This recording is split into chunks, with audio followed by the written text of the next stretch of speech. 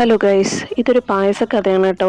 സമയം ഏകദേശം 8 മണിയായി. നമുക്ക് പായസം കുടിക്കാൻ 2 ദിവസമായി തോന്നിയിട്ട് അങ്ങനെ വേഗം ജിയോ മാർട്ടിൽ നിന്ന് സാധനങ്ങളെല്ലാം ഓർഡർ ചെയ്തു കേട്ടോ.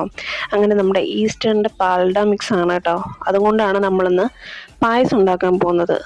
ഇൻസ്റ്റൻ്റ് ആയതുകൊണ്ട് തന്നെ പെട്ടെന്ന് പരിപാടി കഴിയും. അങ്ങനെ പാലൊക്കെ എടുത്ത് തീയൊക്കെ കത്തിച്ച് നമ്മൾ പായസപ്പണി തുടങ്ങി.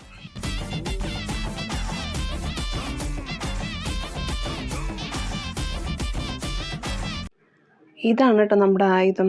ഇത് കൈ കിട്ടിക്കഴിഞ്ഞാൽ പിന്നെ ഒന്നും നോക്കരുത്, ഇളക്കിക്കൊണ്ടേയിരിക്കണം. അല്ലാന്നുണ്ടെങ്കിൽ അടി പിടിച്ചു പോകും. ഇളക്കി ഏകദേശം പായസമൊക്കെ ഒരുവിധം ആയി കേട്ടോ. നല്ല തിക്കായി, നല്ല സൂപ്പറായിട്ട് വന്നിട്ടുണ്ട്. പിന്നെ നിങ്ങൾക്ക് വേണമെങ്കിൽ ഈ അണ്ടിപ്പരിപ്പ് മുന്തിരിയൊക്കെ ഇടാം കേട്ടോ. പക്ഷേ എനിക്കിത് അടപ്രഥമൻ്റെ കൂടെ കഴിക്കാൻ കിട്ടുന്നത് തീരെ ഇഷ്ടമില്ലാത്ത കാര്യമായിരുന്നു. അതുകൊണ്ട് ഞാനത് ഇട്ടില്ല. അങ്ങനെ നേരെ നമ്മളത് ആ ഗ്ലാസ്സിലേക്കൊക്കെ മാറ്റി. എൻ്റെ അമ്മോ, അടിപൊളി. അങ്ങനെ ഓരോ സ്പൂണായി എടുത്ത് കഴിച്ച് ആ പായസക്കുതി അങ്ങ് മാറ്റിയിട്ടോ.